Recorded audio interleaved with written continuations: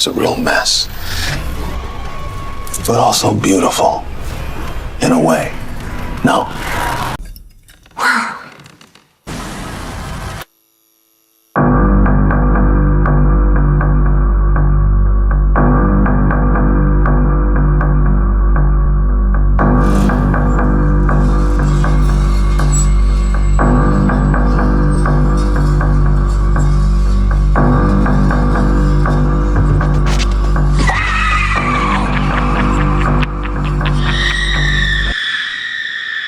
What's up, everybody? Welcome back to Beyond the Gray Media. Josh here, checking in on you quickly.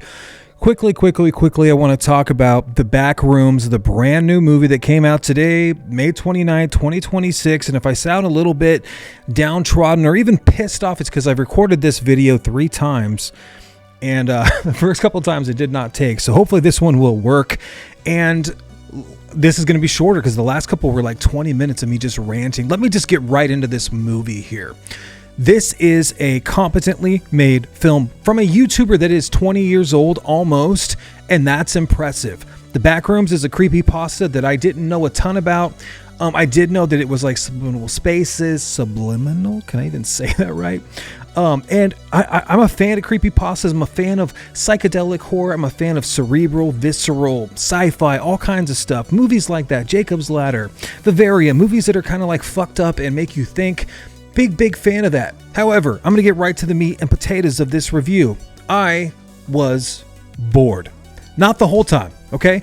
Not the whole time. Let me break this thing down. I'll try to be quick. And just an audible sigh actually left my theater at about, 4:38. This movie got over started about 2:48. And I remember looking at my watch thinking, oh man, it's 3:18. We're like 50 minutes, an hour. Nothing's happening in this movie. Great acting from the lead guy. I can't pronounce his name. And it's a really small cast. There's Captain Clark, who owns this Ottoman Empire. He's got a problem with his wife. He drinks too much. And one day he's noticing that the power, because he's living in his Ottoman Empire, and he just notices that, hey man, there's something wrong with the power. I turn all the lights off, but there's still something flickering outside here. So he goes to investigate. You can imagine that kind of starts to lead him to wonder what's going on in the back rooms, spaces that just seem to go on as a copy of a copy of a copy for infinity, just over and over and over. He can't seem to figure it out, but he can seem to get out, and he wants to capture it on video. And that's really the plot. I'm not going to have any real spoilers in this thing. And I think the big pros before we get into the cons of this movie are the fact that it is kind of timeless. That's something that A24, A24, however you want to say it, they do something so well where sometimes they'll have like a cell phone in a movie, but they'll be watching a CRT TV. They'll have an Apple product, but they'll be like driving a Chevy Cavalier, right? They'll have all these things that kind of like throw you off the base. They'll have like a weird spinning, like oscillating fan that's definitely from like 1992. He'll be watching things sitting on furniture that has wood coming out with that kind of weird flower background. He'll have a lamp that comes over. All of the cups, the plates, the little table settings, everything is so like 1994 in this movie, and I was enthralled with that. That's the thing that made me happiest about this movie. Was it definitely seemed like really timeless, and it was just very cozy watching the film. There's not a lot that happens in this movie, but you can pay attention to obviously all these crazy backroom spaces and just kind of like what's around you, because really it's Clark kind of slowly discovering what's going on in his furniture store. Other things I really liked about this movie, it seems to be filmed with a crazy wide lens, and the shots are set up, I'm going to say, Kubrick light. Not like light. Because there are these shots that seem to go on forever. They are set up really well with hallways and trapdoors that seem like they're just like shrinking the space over and over and over. Kind of like a copy of a copy. And that is done really well. There is some kind of like, the thing you fear most is a thing that will kind of like regurgitate itself back up into your normal life, and you'll see it in your dreams, in your past life, whatever, like the cycle that they're kind of in on this movie. I don't want to spoil anything.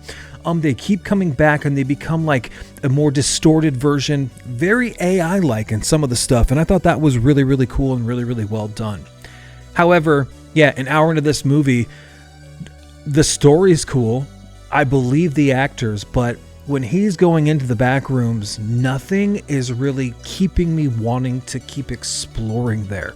A lot of people are saying, I can see the walls pulsating. There's things in the light. There's sounds. There's cool stuff happening, kind of. But it just plays on it plays on negative space, plays on subliminal messaging. It kind of feels like Skinamarink, you guys. It just really kind of did for me. And that doesn't mean I hated the movie, because I definitely don't like Skinamarink. I have an opinion on it, but I don't hate that movie. I don't like it, but I didn't hate this movie. Actually, I liked this movie. I didn't love this movie, and I feel like there was enough stuff happening in this movie to make it like really, really, really good, and I really wanted to like it, but there's not enough happening to really like justify the runtime. And if anything, this should have been probably like 15 minutes longer to help explain more and finish the stories that it kind of set up. It just goes, it's just kind of a droning feeling, and maybe I'm the wrong audience for it, man. I just kind of left feeling disappointed. I remember checking, the credits came on, and I was like, there's got to be a post-credit scene. All these people are saying it's the scariest horror movie of the year. It's the best horror movie of the year. It's the best movie of the year, and it's just not. It's very well made. It's a smart movie. It's very cerebral. I like movies like that. I love slow burns. This movie might get better when you have a fever. When you're just struggling to feel good about yourself and you need to rewatch something multiple times and pay attention to, I don't know.